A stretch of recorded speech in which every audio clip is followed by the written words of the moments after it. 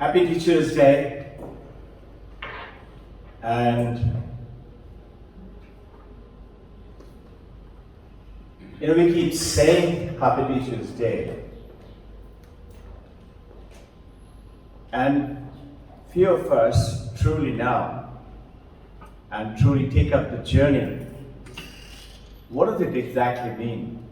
Whatever you and I stand today as, it has been because of the teacher. Who's the teacher?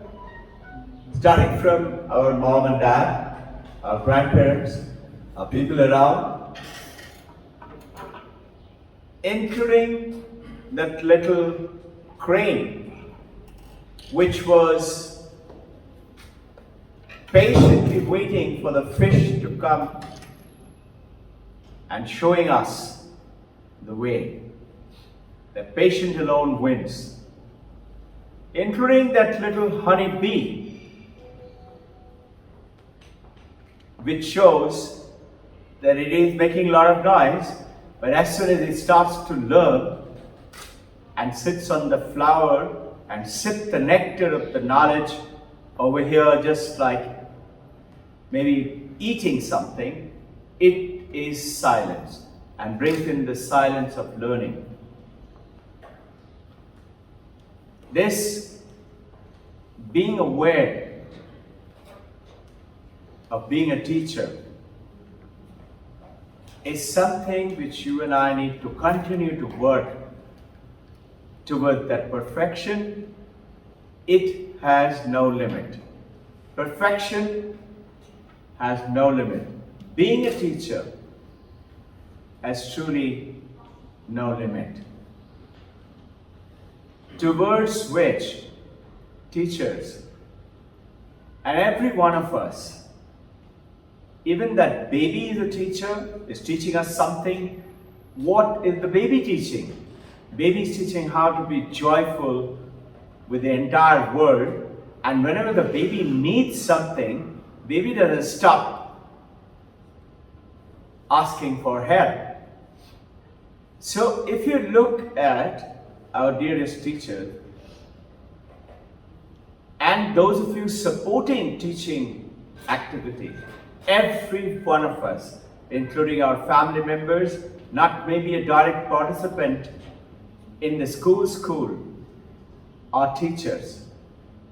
Towards being a teacher, you and I, we have tremendous, non-stop, intense work. And that work starts off with, the teacher in Sanskrit is called Acharya. And what it means is walking what we talk. We cannot just keep telling our students, do this and do that. And if you do that, see what is happening today.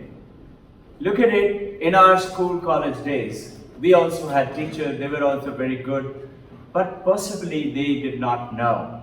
Did any teacher tell you or me, you're a good guy, you have talent, come work with me, I'll make you a state topper? In our days, state topper was just pure getting academic marks, numbers. But the vision that every child can, every child will, was lacking. Nobody told you and me. And nobody could even think about telling you or me that we could be India topper. Playing cricket, soccer, football, maybe roller skating, maybe World Beauty Championship, or maybe Mr. India was possible. But not an overall, wholly rounded student. It was lacking. Today, you have changed your paradigm and creating world toppers. It's not a piece of cake. The amount of intense work you and I have to do. Bring up the awareness of what the secret lies within the student, within the child, and within you as the teacher. We have to walk the talk, isn't it? In other words, as being Acharya, we have to be perfect. Think, have you realized today, entire country has been taught and we have been trained. Have you realized we learned 3 things in the school? First thing, number 1 was learning to write. Number 2 was learning to read. And number 3 was learning to do arithmetic. Educators call it 3R: writing, reading, arithmetic. Arithmetic? Look at you and me today. How many people do you know, are we aware that we love writing? Very few. What about reading skill? And you and I have to win and get these children to be so full of craziness, wanting to learn. We have to develop a love for learning in such a manner that the distractions which are all around us, by changing the paradigm, our own paradigm, the world of learning paradigm. What distractions? Televisions, mobile, WhatsApp, Facebook. And from there, take them onto the true learning and discover the potential from within. We have tremendous amount of work. It is because of which the great masters of the world, they chose to be teacher professionally. Actually speaking, everybody is a teacher. And actually speaking, every moment is a learning world. You and I have to be fully aware. Imagine you are like that warrior prince or a warrior princess through the jungle of the human mind, where you have to face the T-Rexes, the dinosaurs, the pterodactyls, the serpents, the monsters, the witches, and you have to win over them. Who are they? They are the ones who are taking the human mind away from the true acquisition of learning. You have to win over that castle which is now occupied by a wicked witch.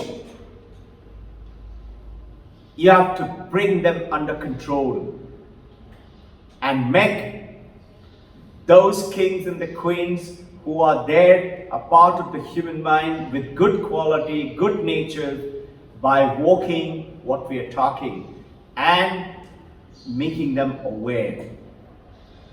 This learning world is a fantastically challenged.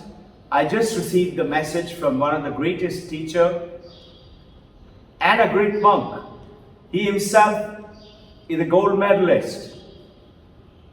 From IIT Kharagpur, he went ahead to do PhD all over, and he's been affiliated. He has visited here a couple of times, and he was saying, he is telling us that my pranam, my salutation to you for choosing. What a beautiful profession. So dear teachers, you have truly chosen a powerful profession of what?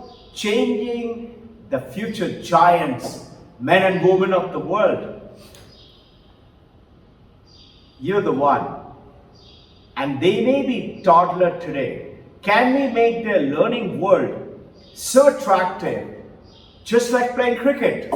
Have you noticed when children, grandparents, parents, and the youth who go to play cricket, we are not looking at, we haven't watched the TV, or we do not go ahead and start looking at the Facebook. We're too engrossed in playing cricket. We don't miss the TV. Why? Because the cricket is so attractive and it is utilizing all your faculty and it has been made full of fun. Can we make our learning world, whichever one, whatever, and along with the 3 R's, going ahead, developing 2 more R's. One is the research key, research skill. So reading, writing, arithmetic, research, in which we have to develop that power of inquiry, asking questions, challenging. And not to forget the last R called the responsibility of our own learning. And that can only happen when we portray to our students around, to our family members around, to everybody around, that I love learning. I want to learn. As long as I live, that long will I learn. I wish to leave you with one more message. The learning takes place either through experiences or through engagement of knowledge. Now, if you look carefully, experiences take place with something called mind. The mind needs an object. The mind can only experience, I can experience this microphone when I'm conscious. The consciousness through the mind looks at this object. In other words, the object comes to me as a message. It could be not just a material object, anything to experience. Experience love, hatred, anger, joy. Experience anything. You need an object and you need that mind through the consciousness, which in turn, in Vedantic way, it is called a little bubble. Name is vritti. So you need, very simple, the mind. In other words, the consciousness through the mind looks at an object, and the object and the consciousness gives you experience. Experiences have a beginning and it has had an end. Experiences also have memory. 3 things: beginning, end, memory. Have you realized? We choose to remember things and choose to forget. For example, you and I had studied, let's say, Charles' law, Boyle's law, Faraday's law. We chose to forget about them. So it has gone away from our memory. So experiences are never permanent. It has a beginning, it has an end. But the knowledge is always there with us. Knowledge has no ending. In your choosing, including, you've heard about Buddha, Jesus Christ, Mahavir, Jain, Guru Nanak, Guru Gobind, Paramahamsa, Vivekananda. They all have fantastic knowledge. How? You say because of Samadhi. No, Samadhi also has, understand it, in yours and my day-to-day being a teacher, it's a beautiful understanding. Samadhi also has a beginning, also has an end. Isn't it? You don't keep on staying in Samadhi. You will enter into Samadhi, sometimes you will come out of Samadhi. That's from Patanjali Yoga Sutra. But utilize it in our day-to-day modern learning. Utilize the essence of the Vedanta in your modern days, being a modern man and woman, modern teachers. But notice one thing, that when you engage in the Samadhi, you attain something that is called knowledge. And that knowledge never goes away. What knowledge do you get? You know, I am divine, I'm pure, and this world around is something else. So, yours and my intention as teachers should take our children across through the experiences. After all, taking that example, through their experiences how to get called knowledge. And this is what you all are very special, and that's what the beginning of theory of knowledge. So Vedanta with IB, and most important, it cannot stay with us until and unless we become truthful and pure. Purity and truthful, not wasting of time and energy. We have very little time to do during this lifetime a great work, and you are doing it very well. Continue to rise higher and higher.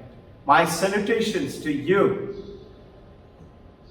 May the Supreme Divinity, Supreme Consciousness, Supreme God, Allah, Christ, Krishna, Divine Mother, street gurus, and the saints of all religion bless you and bless your students in this journey of acquiring knowledge.